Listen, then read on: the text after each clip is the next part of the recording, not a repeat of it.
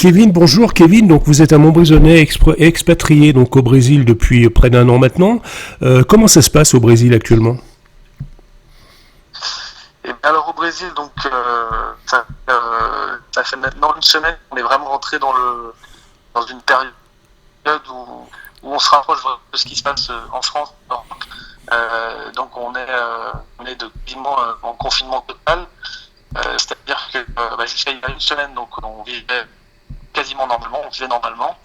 Et là, donc depuis une semaine, les gens ont vraiment commencé à s'inquiéter, à prendre un peu la mesure de ce qu'était ce virus. Et donc tout ce qui est bar, restaurant, théâtre, musée, cinéma, tout a fermé. Les écoles ont fermé, les universités ont fermé, les gens travaillent dans la mesure du possible. Donc voilà, on est là, on est pratiquement dans les mêmes mesures que vous avez en France. Finalement, depuis, je crois que c'est depuis hier que le gouvernement a commencé à parler de confinement total. Confinement, est-ce que vous avez des masques? Est-ce que vous avez masques qui ont fait beaucoup polémique en France? Est-ce qu'au Brésil il y a un environnement sanitaire qui est prêt à affronter ce virus? Non, pas vraiment. D'ailleurs, le gouvernement de Bolsonaro a été, dans un premier temps, vivement critiqué, puisqu'en fait, il sous-estimait un peu le virus. Donc, il disait qu'il fallait surtout pas paniquer parce que c'était pas quelque chose d'aussi dangereux qu'on voudrait bien nous faire croire.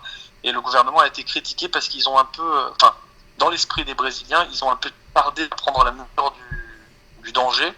Et là, du coup, en fait, on est passé en quelques jours, même en quelques heures, d'une situation où les gens étaient, où on pouvait presque tout faire et où on pouvait presque, on se baladait dans les centres commerciaux, etc. Tout était ouvert, à une situation où voilà, on sort et quasiment tout est fermé. C'est-à-dire que hormis les supermarchés, et les pharmacies, plus rien n'est ouvert, quoi. Est-ce que les Brésiliens sont disciplinés? Euh, alors, je sais pas comment expliquer ça, mais j'aurais tendance à dire que peut-être contrairement à ce qui s'est passé en France, du moins ce que j'ai vu, ce que j'ai entendu, au Brésil, on a deux catégories de personnes.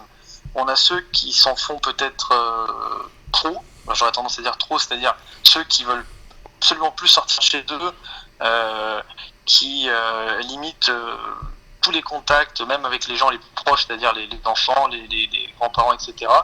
Et on a peut-être une autre partie de la population, peut-être les gens qui vivent dans des quartiers un peu plus populaires ou qui sont un peu plus jeunes aussi, et qui eux peut-être vont continuer à essayer de sortir, au moins pour aller à la plage ou pour aller se balader.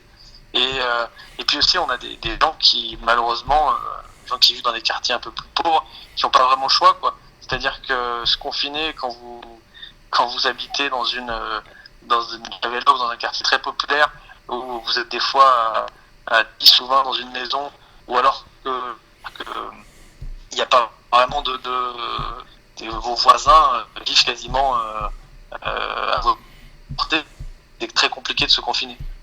Comment vous le vivez, vous, expatrié, confiné loin de votre pays?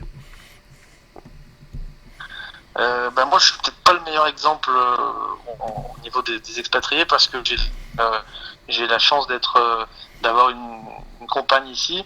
Et donc, on vit dans le même appartement, donc je suis pas tout seul. Donc, j'ai aussi la belle famille. Je suis pas complètement. Peut-être que psychologiquement, c'est pas aussi compliqué qu'une personne qui pourrait être. Après, moi, je faisais partie peut-être des gens qui se faisaient pas trop de soucis au début. Parce qu'en Amérique du Sud, on est arrivé après, à l'Europe, et je pensais pas, ou en tout cas j'espérais que la situation serait pas la même. Bon, là, je me rends compte que finalement, on est dans la même situation.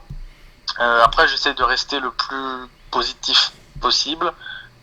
J'essaie de me dire que avec toutes les mesures que le gouvernement met en place, j'espère qu'on va vite sortir de cette situation et que ça durera pas, ça durera que quelques semaines ou que quelques mois, et que ça s'éternisera pas dans le temps. Après aussi, pour vous donner un exemple, j'ai un ami à moi qui vit au Brésil aussi. Lui, il est arrivé il y a 2 mois, et donc en fait, il était complètement seul. Il était à Rio, il était complètement seul, et donc avant que les aéroports ferment, puisqu'il y a prévision de fermeture des aéroports ici au Brésil, je lui ai dit de venir nous rejoindre pour pas qu'il reste seul, puisque là la situation aurait été beaucoup plus compliquée, je pense, pour une personne qui a aucune attache ici. Merci Kevin, et puis pardon pour la liaison qui est un petit peu hachée, mais on a très très bien compris Non, votre message.